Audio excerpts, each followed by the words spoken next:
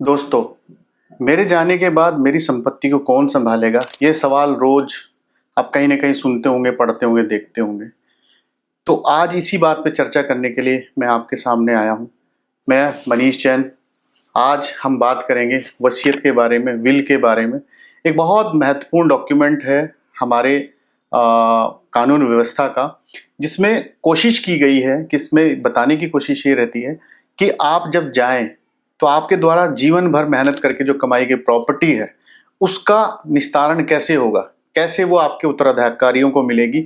या कई बार आप धार्मिक संस्थाओं को अपनी प्रॉपर्टी दे के जाते हैं, और प्रॉपर्टी दो तीन तरह की होती है जो मोटा मोटा सबको पता है कि एक होती है अचल संपत्ति, एक होती है चल संपत्ति। यानी कोई लिक्विड प्रॉपर्टी, पैसे हुए, बैंक अकाउंट हुआ, शेयर बॉन्ड हुए, डिबेंचर्स हुए, और आपकी अचल संपत्ति यानी आपके घर हो गए, प्लॉट्स हो गए, या खेती की ज़मीन हो गई।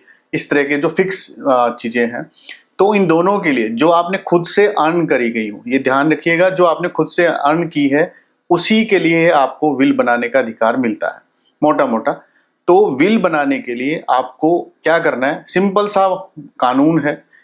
आपको एक वाइट पेपर लेना है, सफ़ेद कागज़ लेना है। आजकल A4 का साइज़ का पेज चलता है, या हरे रंग का एक कागज़ होता है। इसके लिए भी कहा जाता है कि अगर आप इन दोनों तरह के कागज़ की यूज़ करेंगे तो इनकी लाइफ अच्छी रहती है, बहुत लंबे समय तक चलता है कागज़।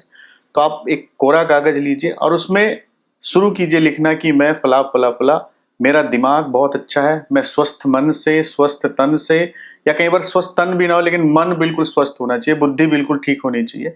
तो ये लिखते हुए किसी भी दबाव के बिना, किसी भी फोर्स के बिना, आप अपनी फ्री विल से, आप अपनी पूरी अपनी खुद की मर्जी से अपनी प्रॉपर्टी को किसको देना चाहते हैं। आप अपने बच्चों को दे सकते हैं, पत्नी को दे सकते हैं, आप धार्मिक संस्थाओं को दे सकते हैं, या जिसको भी आपका मन करे उसको दे सकते हैं। क्योंकि प्रॉपर्टी के लॉज बहुत कॉम्प्लिकेटेड होते हैं। अगर आप उसका सही से बंटवारा करके ना जाए, निस्तारण करके ना जाए, तो भविष्य में आपके जाने के बाद आप से संबंधित लोगों के बीच में बहुत लंबे चौड़े विवाद चलते हैं, और कई मामलों में तो सालों साल वो चीजें चलती रहती है, कोर्ट कचहरी चलती रहती है।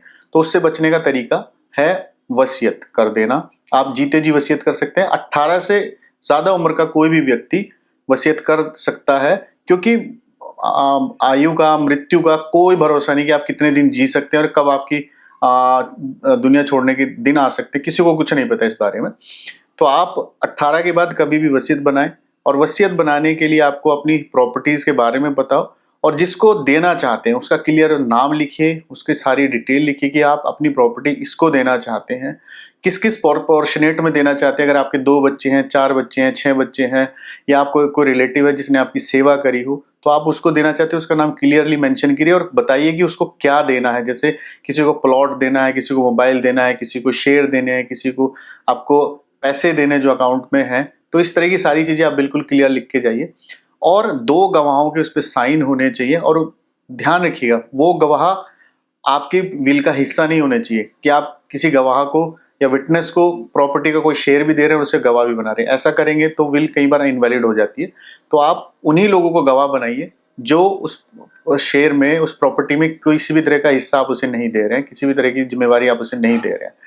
और इसके लिए कहा जाता है कि अगर आप इसे रजिस्टर करवा लेते हैं बहुत अच्छा होता है, क्योंकि रजिस्टर करवाने से ऑथेंटिसिटी आ जाती है, ऑथेंटिसिटी आ जाती है। हालांकि कानून भी कहता है, ये कहता है कि आप जीते जी जब मर्जी आप अपनी विल को बदल सकते हैं, लेकिन उससे पहले आपको पिछली विल को खारिज करना पड़ेगा, उसे रद्द करना पड़ेगा, तब जाके आप नई विल बनाएंगे। तो वो नई वाली पिक्चर में रहेगी, वो आप बहुत अच्छे से काम कर पाएगी। और आपको ये विल अपने किसी साथी के पास या अपने बैंक लॉकर में रखनी है। बताना है लोगों को, 2-4 लोगों को, कि भाई मेरे मरने के बाद वो विल लाइएगा पिक्चर में, और जिनको मैंने दी है आप उनको सौंप दीजिएगा।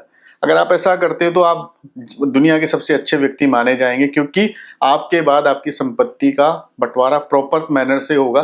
क्योंकि आज का टाइम जो मैं समझता हूँ बहुत सेल्फ सेंट्रिक होता जा रहा है। सब लोग चाहते हैं कि सारी चीजें मेरे पास रहें, दूसरे के पास न जाए, चाहे वो भाई भाई हो, भाई बहन हो।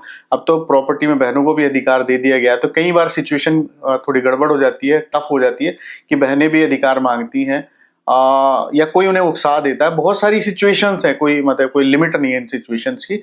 तो सबसे बेहतर है कि आप विल बनाइए, विल बना के उसे रजिस्टर करवाइए, और उसकी कॉपी आप सुरक्षित रख के जाइए। अगर आप ऐसा करते हैं तो आपका परिवार हमेशा सुख शांति से चलेगा, कोर्ट कचहरी से बचा रहेगा और आपको दुआएं देगा, और दुआएं आपको आने वाले जीवन में, अगले जीवन में बहुत मदद करेंगी। मैंने कोशिश तो की है कि आपको बहुत सरल तरीके से ये बहुत कॉम्प्लिकेटेड बात समझाई जाए। फिर भी किसी को कोई सवाल दिमाग में आता है या कोई सिचुएशन फंसी हुई है तो आप मुझे कमेंट बॉक्स में लिख सकते हैं। लीगल मेंटोर आपका चैनल है ही है, आप उससे परिचित हैं ही हैं, तो आप लिखिएगा, मैं कोशिश करूंगा उसका अच्छा आंसर देके आपको किसी भी समस्या से सॉल्यूशन की तरफ लेके चलूं। बहुत बहुत धन्यवाद।